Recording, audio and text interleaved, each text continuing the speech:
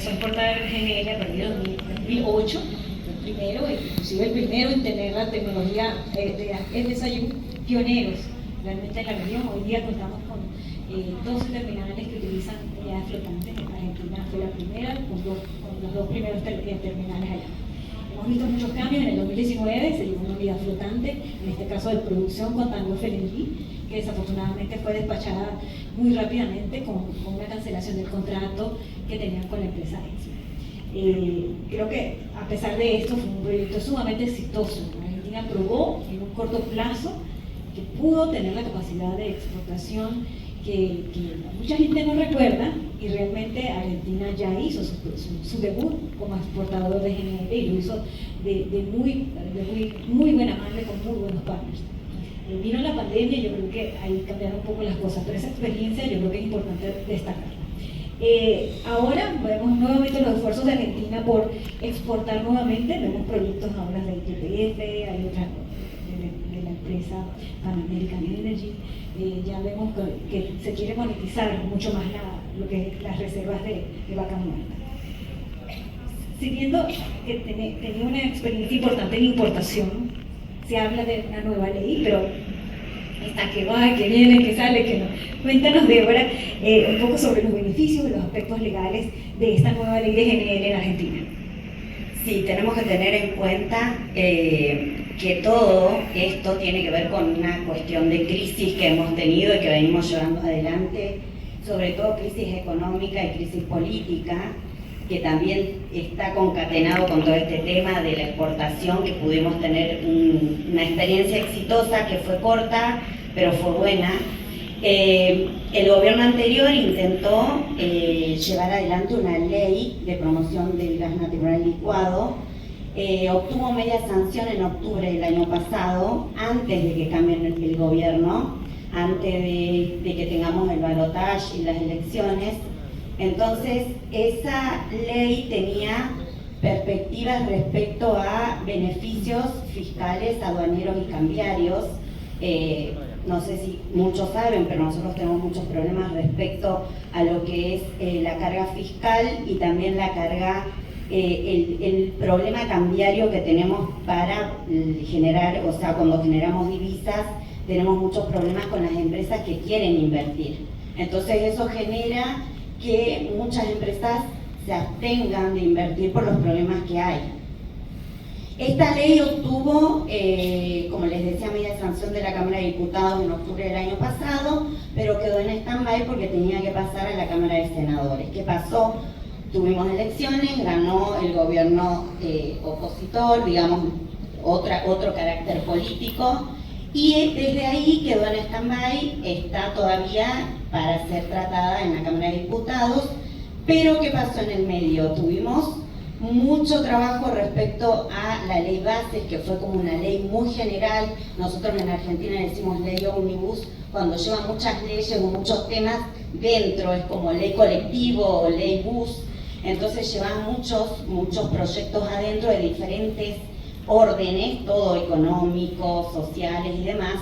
Entonces, después de muchas negociaciones se logró la sanción de la ley bases que este gobierno promovía.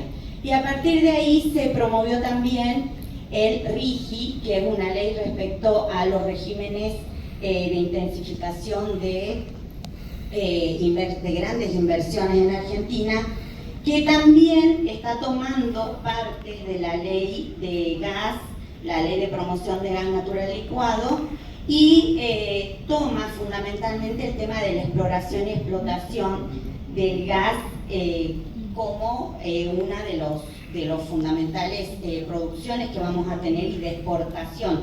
Sobre todo hace centro en eso, en la exportación del gas. Y también toma estas cuestiones respecto a marcar puntos respecto a beneficios fiscales, aduaneros y cambiarios.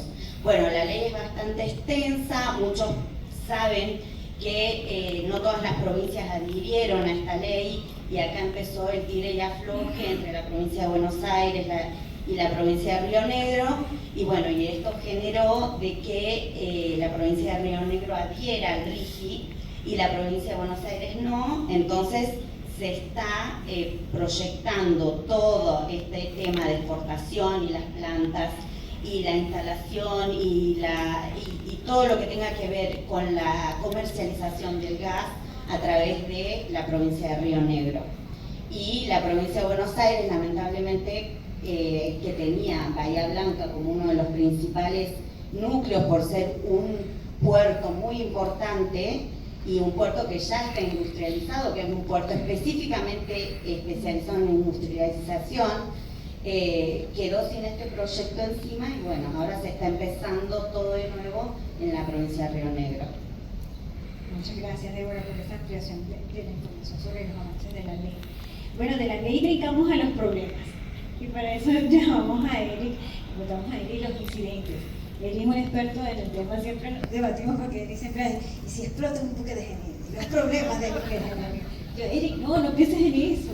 Pero son necesariamente cosas que en aspectos legales tienen que ser consideradas, ¿verdad? Y en América Latina no puede escapar incidentes que pueden ocurrir con estas unidades tan importantes que transportan al final del día un combustible, ¿verdad? Entonces, Eric, cuéntanos un poco en materia de incidentes, de bunker, de GNL, los convenios de reparación civil, si ocurre un accidente, cuéntanos un poco sobre esta parte y los adelantos en Argentina en este sentido. Bueno, en primer lugar, felicitaciones por el evento. Sí, felicitaciones a los panelistas anteriores. Gracias a ustedes que están acá. Realmente es como siempre tengo problemas con los abogados, se quedan al último, menos gente, y el abogado siempre está a lo último en la agenda de los comerciales, ¿no? Eso por un lado. Con la letrica chiquita. Letra chiquita. Y el otro tema, que sí, en honor al panel anterior, digamos que este panel es inversamente proporcional a todos los paneles. ¿Sí? De hecho, el año pasado en Cartagena éramos dos los abogados varones y ahora son dos mujeres, así que no nos pueden decir, por lo menos en la parte jurídica, en la parte de derecho, la mujer no ocupa desde ya un papel obviamente preponderante. Bueno, ahora sí, hablando con tema específico de bunkering, quiero hacer una sola aclaración, si me permitís, Kena, para sumar un poco del proyecto. Lo que es bunker en Argentina, ¿sí? Les ocurre lo siguiente. Entonces, si bien tenemos el primer ferry de Latinoamérica que funciona, a GNL, que es el Francisco, que es un buque que tiene la derrota Buenos Aires-Uruguay, y es abastecido por Track to Ship, es decir, el camión buque. Ya tenemos, o ya tuvimos, no un inconveniente, pero una alerta en que ya están empezando a llegar buques, portacontenedores, no hace mucho arribó uno al puerto de Buenos Aires, que también opera con GNL como bunker. Y no pudo, obviamente, cargar bunker de GNL porque no estuvieron los medios dados.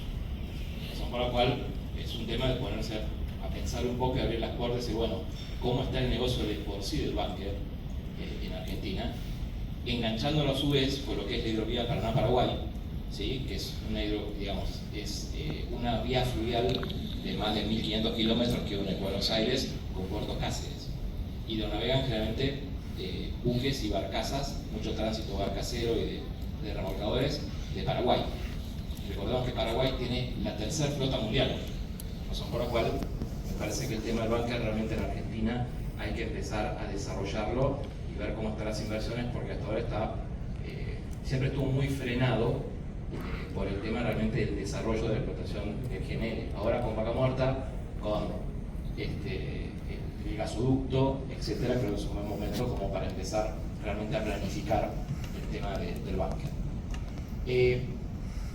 En relación a siniestros, bueno, los siniestros siempre son proporcionales a los buques. Mayor cantidad de buques, mayor cantidad de probabilidad que exista un siniestro. Si bien la Organización Marítima Internacional, por medio de la IMO 2020 y todo el proceso de transición energético de los nuevos combustibles, siempre se preocupó por la contaminación de los hidrocarburos y miró siempre a las víctimas, es decir, cuando ocurre un gran siniestro, cómo se les va a indemnizar. Razón por la cual conocemos un texto normativo, que es el Convenio de Responsabilidad Civil por derrame de hidrocarburos, la aplicación de los fondos internacionales, que es un convenio complementario, y también el tema de sustancias nocivas y potencialmente peligrosas, es un convenio de HNS que cubre lo que es GNL, que lo llamamos a granel. El tema es que, ¿qué pasa con los combustibles? ¿Qué pasaba cuando uno tiene un derrame de combustible? ¿Qué pasaba si uno tiene una explosión en una carga de combustibles? Y esto se traslada a su vez, ¿qué pasa ahora con el GNL? porque sin perjuicio de que es la industria más segura, sin duda, porque realmente no se registran siniestros, se registran algunos incidentes, lo cual eso nos conlleva a que cuanto más GNL se utiliza, siempre existe la probabilidad del error humano, en la carga, en las mangueras, que nadie esté cerca de la zona de exclusión que tiene que tener un buque cuando se hace el cargo, razón por la cual hay un convenio, que es el convenio de responsabilidad civil por derrame en relación al combustible de los barcos, que es el convenio Banker. Es un convenio, ¿sí?, que ya existe, que siempre decimos nosotros, qué suerte para la industria de GNL que los convenios ya existen y no vamos al incidente convenio, sino que acá sí tenemos convenio incidente. Es un convenio que fue ratificado por muchos países, Panamá, por ejemplo, lo ha ratificado, Colombia no tengo claro si lo ratificó Banker, no lo sé, y Argentina tampoco lo ratificó. ¿Sí? Sería necesario que Argentina tome conciencia, al igual que aquellos países que no lo han ratificado, para que lo incorporen a su legislación. ¿Por qué? Porque es un sistema que tiene determinadas características jurídicas que hace que sea más rápido y más fácil indemnizar a las víctimas. Por ejemplo, cuando uno tiene un buque, no necesariamente el propietario es el armador, es el que opera ese buque. Podemos tener un operador, podemos tener un voyage charter, tenemos un charter party, tenemos fletadores, tenemos distintos sujetos que necesariamente la gente no los conoce. Pero ¿qué pasa? Este convenio pone en cabeza del propietario, lo que se llama una responsabilidad canalizada, ¿sí?, la obligación de que él contrate un seguro. ¿Qué seguro? Los P&I Club, que son para los que tienen flota, saben a qué me refiero, ¿sí?, que va a ser, son seguros mutuales muy fuertes, ¿sí?, que generalmente van a cubrir este tipo de siniestro de responsabilidad civil. A su vez también, si bien es un convenio que tiene características de limitación de la responsabilidad, ¿qué significa esto? Limitar la responsabilidad significa que cuando yo tengo un evento, no voy a reparar a las víctimas o colocar a las víctimas en las mismas condiciones que se encontraban antes. Porque pues existe un límite que la ley de un convenio dice, yo voy a indemnizar hasta 10.000 millones. 10 millones, 10 pesos, o si el barco se hunde, no voy a indemnizar nada. Este convenio obliga, como mínimo, ¿sí?, que se tenga un valor, ¿sí?, de indemnización que está cubierta por los P&I Clubs. Es decir, que sí o sí, si ustedes tienen un derrame, sí o sí, si ustedes tienen un incidente donde fallece alguna persona, o si por ejemplo tienen, no sé, una operación que es una explosión y tienen otros buques y es alcanzado, este convenio sí prepararía ya sea a las víctimas y a los daños materiales.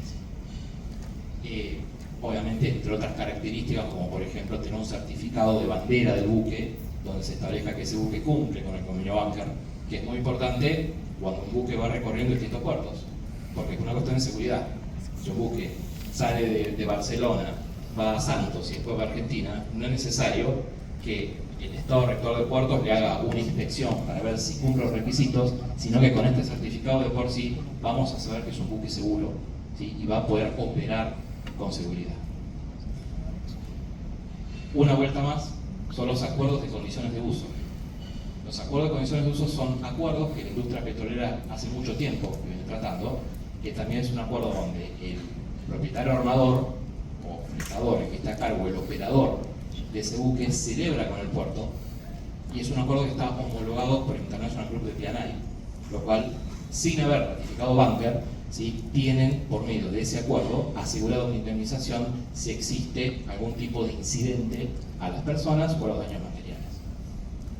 Muchísimas gracias. De los riesgos legales, vamos a pasar ahora a los retos. Vamos a hablar un poco